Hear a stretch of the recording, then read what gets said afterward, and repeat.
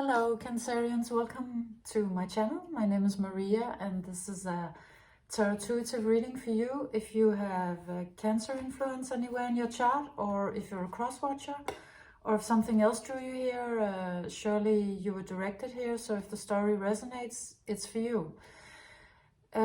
We have 3 decks on the table, the Cosmic Creatures, the Zen Tarot and the Muse Tarot, and it's a story, so it's a storyline that's playing out or has been playing out, so depending on where you are on the timeline, you can switch around past and present tenses. This story on the table starts out with a meeting between 2 energies, you and somebody else. It looks like you meeting another person at an earlier point. This could have been something that just happened, or it could be a while ago. Now, I would assume that this is you. They come out as somebody who's very emotionally driven and very emotionally identified, self-identified, and somebody who's very cerebral and very identified with their intelligence and their, cognitive aspects, and you two ran into each other. You had a meeting, and how it looks to me is that you, I'm going to read this as you, but because it's a general reading, you can swap around the roles if necessary, so you can do that.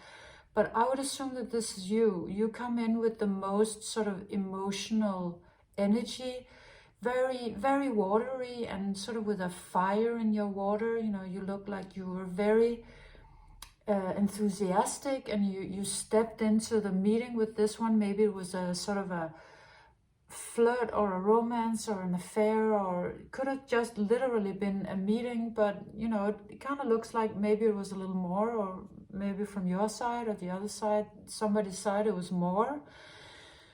Either way, you come in as the one who was very fiery, very emotional, very ready to have this meeting and maybe take it somewhere, to do more, to make it become more. Because you kind of come in with this, this stallion or horse energy, and just looks very dynamic, and like you were willing to have forward movement into it. And this other energy, the pig that comes out, this person was more cool, sort of not as easily invested, curious, but detached is how it's coming out. Sort of detached, not really investing, not thinking about investing either. Maybe that was not ever on the table. Maybe this one was somebody who's just, kind of curious, wanted to check out the different energies, thought you were kind of interesting because you came in with this energy, but they were not investing in this as such. They were in another headspace. And it does come out very much as feminine and masculine. That might not have been how it was, but I mean, this one comes out as the one carrying most feminine energy, and this one as carrying most masculine energy, whether or not that was fitting with the genders, or it was something else entirely. But it sort of came out a little bit as, in my experience, from what I've seen through life and I guess experienced, is that the one who carries the most female energy, usually the woman, or whatever it is, but I mean, they're usually very ready for love, really, at any time, at any point in their life.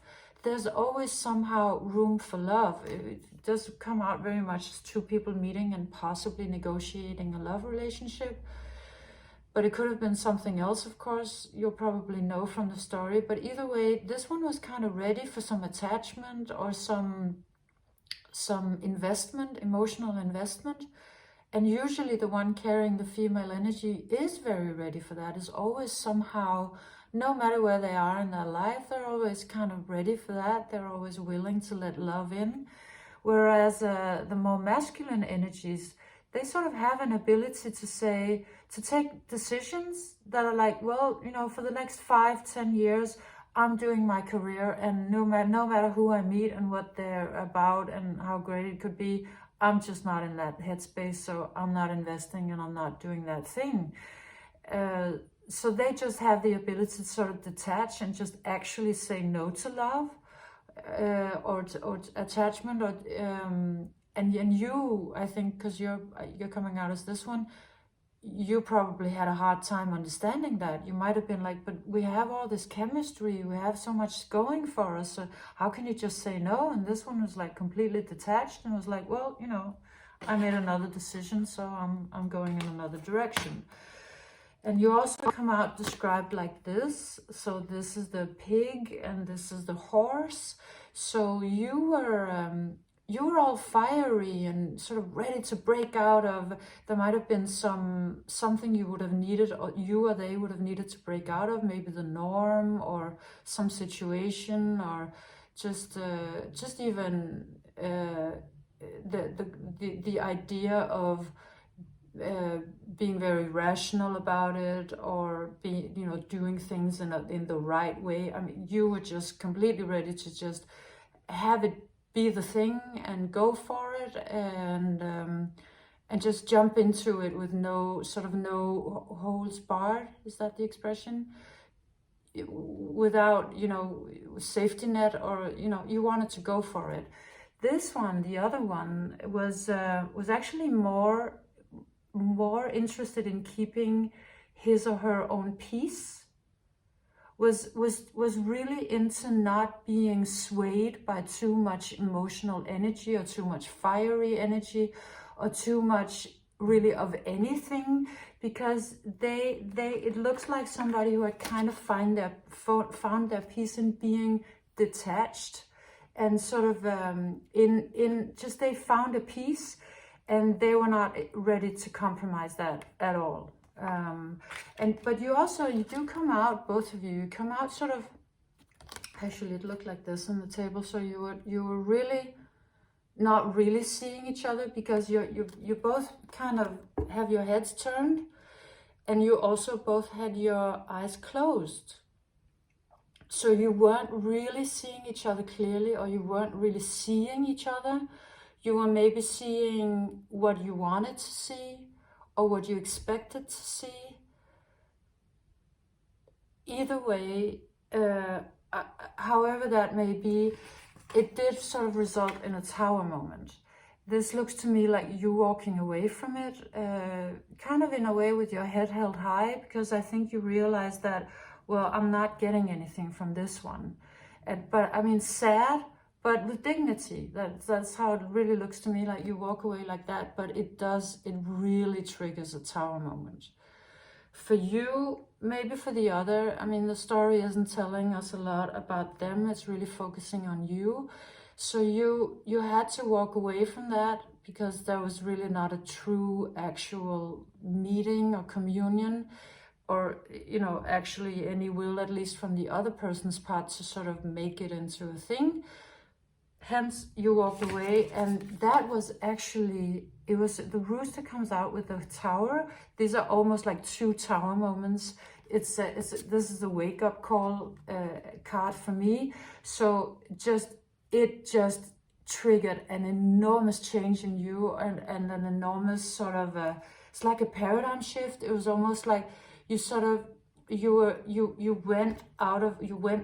walked away from that relationship that was not wanting to manifest anyway, and and it was just like you without knowing it, you entered a portal into sort of another world, or you closed the door behind you, and suddenly you were just in another dimension. Somehow this really created a shift within you.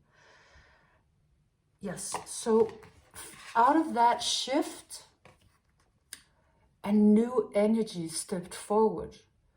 This comes out as something, well, this could be very spiritual. This could be 100% spiritual. This could be a guide that stepped into your life, that like the universe was kind of holding its breath, waiting to see what were you going to do in that situation. And the fact that you gathered up your dignity and you walked away from it was like, oh, we're sending in the big guns. Kind of a little bit like that. Like, you know, now you get to be mentored by Mary Magdalene kind of energy. Well, actually, you know, that's what it's looking like to me.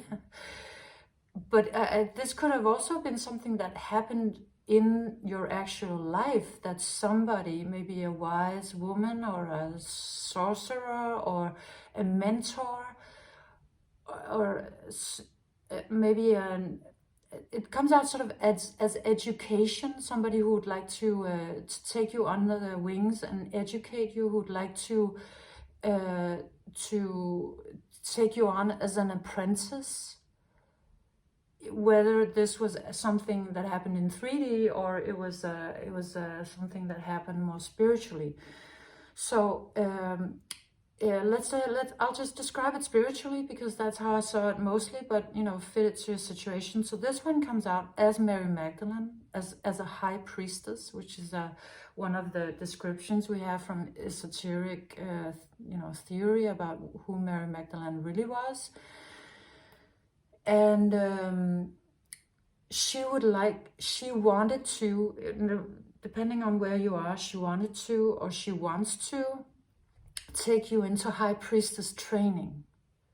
She wants to invite you into the temple, or she did, to put you in training to become a high priestess yourself. And she's not really beating about the bushes. Well, first of all, she doesn't show her whole face. So it's sort of a leap of faith on your part, because you only get sort of a little bit of the knowledge. You have to say yes, sort of on a prayer in a way. You have to just if you were gonna choose, if you are gonna choose this path, you're not gonna know how it's gonna evolve exactly. You're gonna have to sort of a trust exercise in a way, because she's not revealing the whole thing, because it's not possible, because you'll need a lot of esoteric knowledge to understand what you see when you see the other half of her face. And that's kind of what the training will be showing you. But she also comes out, this one always stands out to me, this hand with that half moon in it. And this one is saying, I want to take you on. I will share ancient, deep, esoteric knowledge with you, and incredible wisdom, magic and power, but I will require a blood sacrifice. So it's not a cheap education, you know. However you look at it, this is something that is going to require blood, sweat and tears, or has required bloodshed and sweat and tears of you, and your full investment in a way. And she comes out clarified by the camel. So it is sort of a long journey. It's also a journey somewhat through the desert. It's also kind of because this is the night card, it might involve the dark night of the soul as well, or the dark night of the body, which is a thing that can happen also. And so it's quite a thing to take on, but it looks to me like you did it, or you are going to do it, because well, I don't know if you feel like you necessarily have a choice, or you just, you know, this is sort of your saving grace in a way, and you might know that. And it's taking you come out also with the traveling card. This has a tendency to come out as the valley of the dead. So it's taking you through some really mystical, strange, otherworldly, also maybe difficult energies. So it's almost like it's kicking up old sorrow, or it's making you, maybe you have to sort of, through this energy, you have to sort of walk all the way back through your life and you know, and back again, just to look at, you know, sort of doing a life review, look at how you've lived and what you've done, and try to clear out the fog from that. Or you could be revisiting some old energies, people who have passed, or you know, old grief or old beliefs. Maybe just looking at what is actually working in your life and what is not, what has to be left behind and what can come with you. Really, really a mystical, deep, important journey that you suddenly went on, and you were probably or are kind of stunned by that, and maybe you have been working through grief and all this because you, of course, you thought you were going to do something completely different. I mean, you came out as this emotional, watery, fiery you, wanting love, and then actually being thrown into a long journey through the desert. So, but it is an education. It is you being taken in as an apprentice to become a high priestess. So it's incredibly valuable from a spiritual point of view, or I guess from, you know, also a 3D point of view. It's actually much more valuable. I mean, that would just have been a love story. This is complete ascension. I mean, this is taking you just a zillion levels up. It's really taking you into your power. It's you know, being mentored by Mary Magdalene. This is not a small thing. I mean, this is an honor. Might not have felt like that. Probably you would have had a lot of frustration and grief, maybe anger, sorrow, all of these things. But I think that you're going to grow into this journey, or did, and sort of reach a mastery within it. So reach a mastery within this education that you are taking or have been taking, and start moving in it with trust.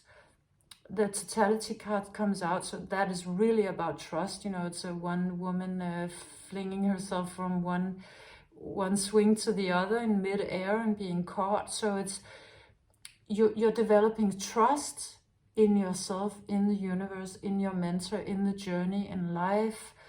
You're also becoming much more light, and you know, a clarity is arising. So you're stepping out of fogginess into something very crisp and very clear. Ultimately, that is what this journey is doing to you. And you know, also an acrobat, to do this, of course, would have to be really masterful. I mean, not everybody could do this. It is, you know, an education. You went on to become this, or are on to become this. So yeah, it's really taking you somewhere very new, very otherly. And you then reach, or you reached, or you will reach a new stage in your life where your education is complete. I don't know if a thing like that is ever completely complete, but it is in a way. It's like you take that education and you sort of graduate in a way, but so because, and you will know that you're here when you sort of start to be a little more